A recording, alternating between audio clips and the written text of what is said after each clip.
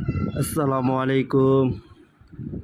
এই যে দূরে একটা বাড়ি দেখতেছেন, এটা সেন্ট মার্টিনের একটা ভূতের বাড়ি। এর আশেপাশে কোনো বাড়িঘর নাই, একদম সমুদ্রের নিকটবর্তী একটি পরিত্যক্ত বাড়ি।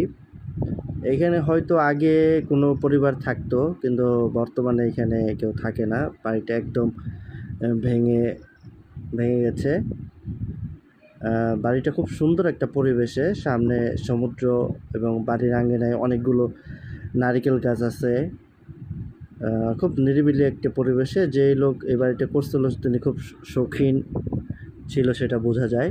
এর পিছনে কেয়া বন আছে। আমরা দেখতে থাকি। কাশি দিয়া ঢুকতেছি, এখানে সবাই একটু করে ভয়ও পাইতেছে। আমরা টিমমেট আসছি, এখানে কেয়া বন আছে। অনেক বিশাল বড় বাগান, কেয়া বাগান, ভূতের বাড়ি।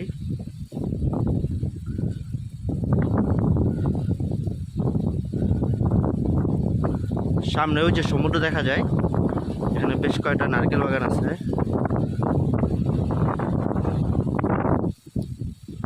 পরিত্যক্ত একটা বাড়ি, দীর্ঘদিন এই বাড়িতে কেউ থাকে না সম্ভবত। এখানে দেখেন প্রচুর পরিমাণে শামুক, সুন্দর সুন্দর শামুক। এই শামুকগুলো কে নিয়ে আসলো আল্লাহ জানে। ওই যে সামনে ওইটা মনে হয় সাধারণত যারা থাকতো আগে, এটা তাদের হতো থাকার রুম। ওখানে তো তাদের বাথরুম ছিল।